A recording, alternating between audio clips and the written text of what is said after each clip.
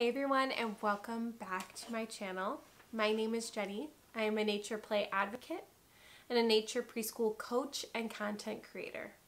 This is my first year that I decided not to go back to the classroom, and I am teaching pod learning, so it's given me so much space and time to really reflect on my teaching practice, reflect on who I am as an educator, and help support other educators like yourself learn different ways of bringing curriculum to life in your class space, especially your nature-based preschool, because your girl has devoted their whole life to nature-based curriculum and nature play.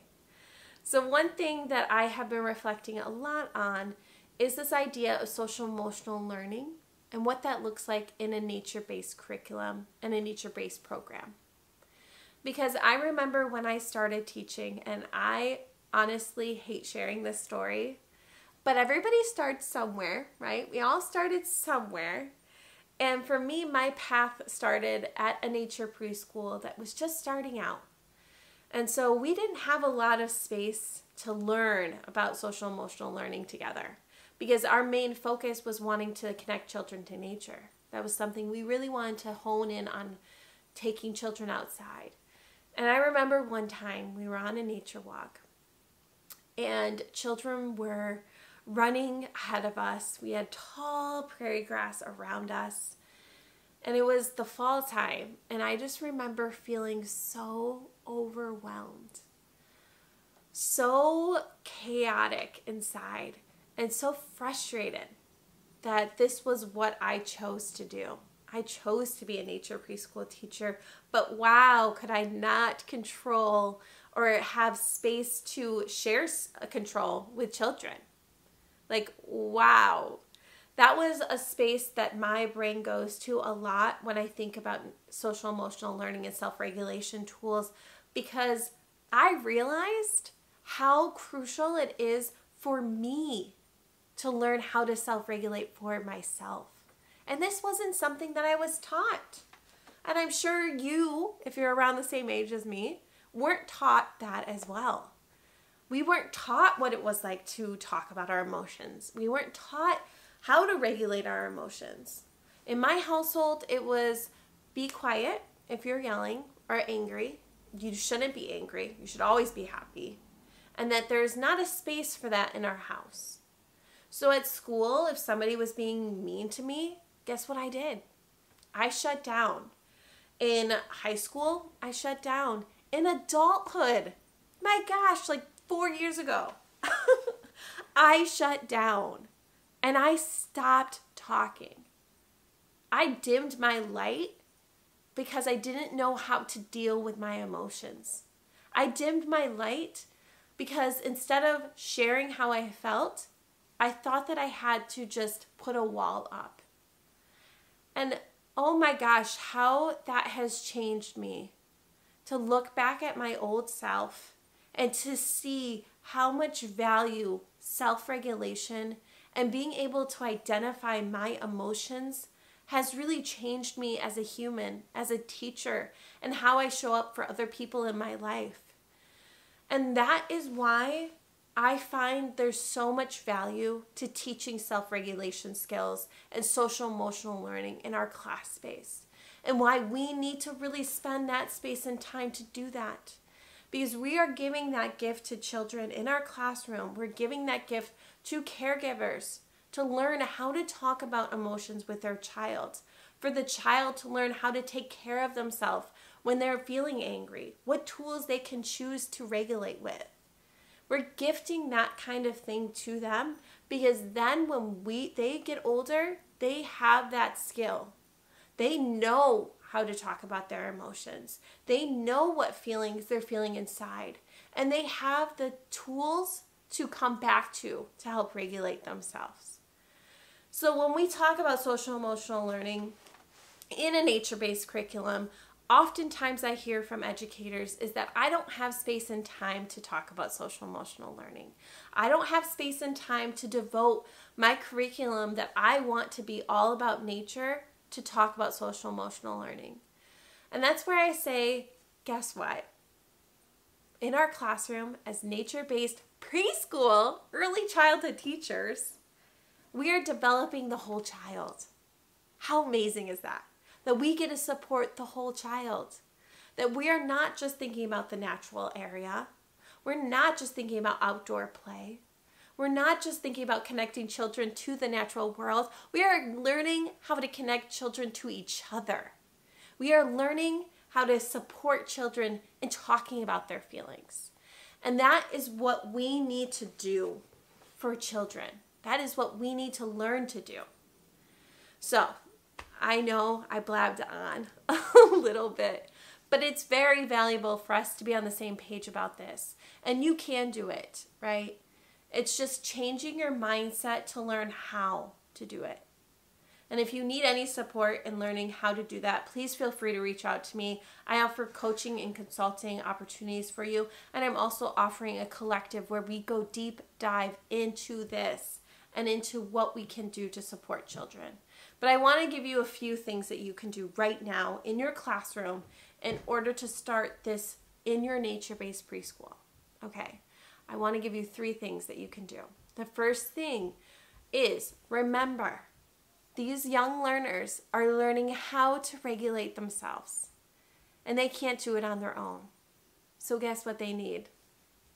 Us. They need us to co-regulate with them. Oh my gosh, and is this hard? Oh, how many times have I failed? And failing isn't a bad thing for me. Failing is a learning thing for me, and it should be for you as well. I don't like to say should, but it should be, because failing is something that we can learn from and what we can grow from. So if we're regulated, we can help support the child in learning what it feels like to be regulated, and also give them that space to know that it is safe to feel those feelings in our classroom. How beneficial is that? Oh my gosh. We want children to be able to feel those feelings and know that it's okay to feel those feelings. So if a child is acting out, if a child is having big feelings, maybe they're stomping their feet, maybe they're not listening to you, and you need to help support them in listening to you. Really take a moment, check in with yourself, and show up with that child with a calm, collected demeanor. So, for instance, I made a video all about throwing rocks and what to say to a child that's throwing rocks and how to create space for that. So let's just take that example since it's already out there, and you can check out that video after this one if you so dare to. But if a child is throwing rocks, right, and they're throwing them all over the place, and you go up to them and you say, "Stop throwing rocks. What did I tell you? We do not throw rocks in our classroom." What does that say to the child? Seriously, what does that say to you when I said that to you? That says that I'm angry. I'm angry that you are throwing rocks. You are not allowed to throw rocks. But guess what you as a child might do? You'd be like, wow, I can control Jen's emotions. And I see that that made Jen mad, so I'm going to do that again. Or let's say a child is feeling really, really sad in your classroom, and they just said bye to their mom. Oh my gosh, how hard is that sometimes for kids to do? Oh, I hear that. Those tears come out. I feel it. I was like that as a child. Man, like in my, when I would go to ballet class, I would just cry for my brother, and I would just sit in the corner and cry because I did not want to be there. So I understand those children. I understand how they feel. So if I went up to the child and said, "Stop crying, no need to cry, we're done crying now, like, we're going to go find something to do," that says to the child that, A, I'm really sad, but I can't be sad in class. That also says to the child that my feelings don't really matter. And that doesn't really help that child move through that emotion, and that's something we really, really want to do in our classroom, is help them move through that emotion. So instead, if I showed up and I was calm, and I sat with the child and I said, "It sounds like you're really upset.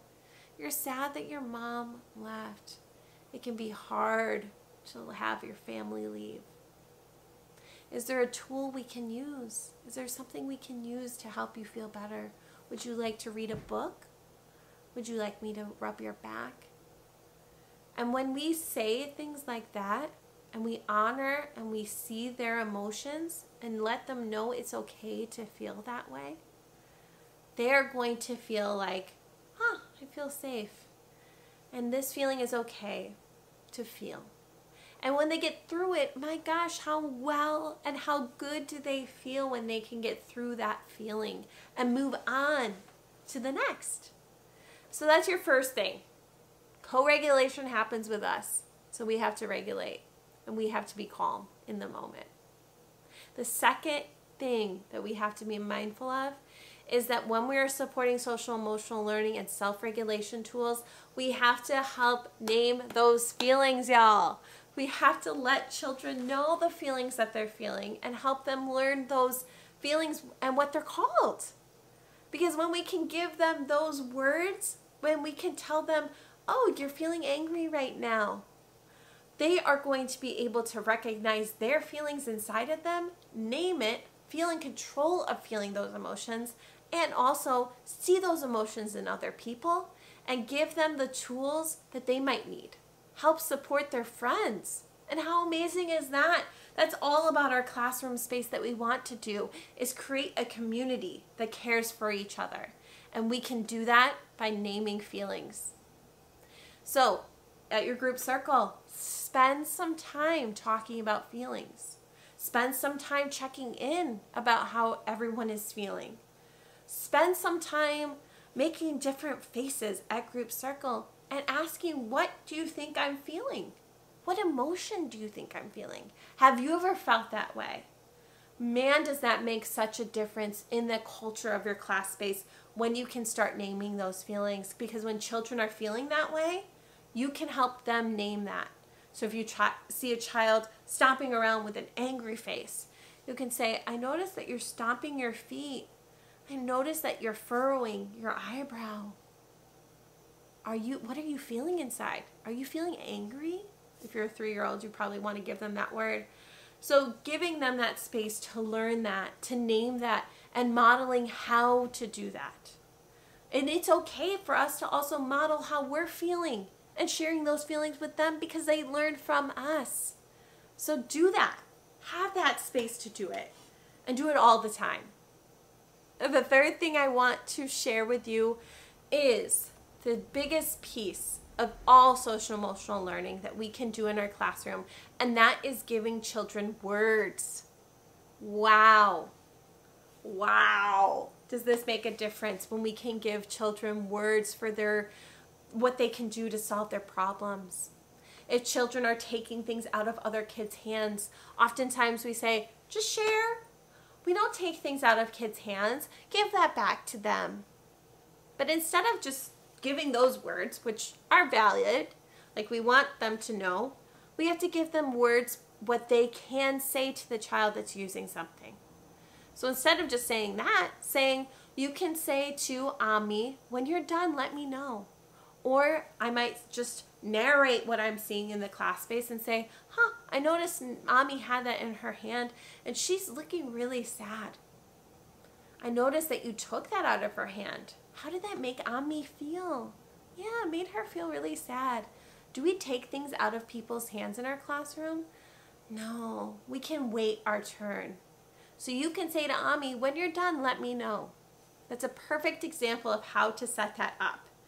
And I use that throughout my class space when it comes to sharing, when it comes to other things, just checking in with each other and looking at each other's faces. Even right now, if you have children wearing masks, it's okay to also notice and check in with the face because the face tells you everything. Even if you can't see the mouth, you can still see the eyebrows. And if you look at my eyebrows right now, you might say like, oh, you're surprised, angry, sad. So you can really get an understanding of what children are feeling and help them name that even when their masks are on. So give them those word choices. Give them the space to also problem solve with each other. And offer that time to really check in with yourself and reflect on what you want to do and how you want to show up in your classroom. Because when we take that space to reflect on us and we take that space to reflect on how we want our classroom to feel, oh wow, then we can really learn how we want to show up in the classroom, how we want to lead, and how we want to give children those resources to self-regulate and to build social emotional learning. So this is where I'm going to end this video. I have so much respect for all of you and everything you do. And if this is something you are struggling to find space and time in learning about, please DM me on Instagram. Please leave me a comment. And never, ever, ever hesitate to reach out to me on my email. My email is right below you. Like, you can just click on that baby and you can send a message right to my mailbox, and I am there to help you. And tomorrow, guess what? You're a new person. How do you want to show up, and what do you want to practice? Have a great rest of your day, and I will see you next time.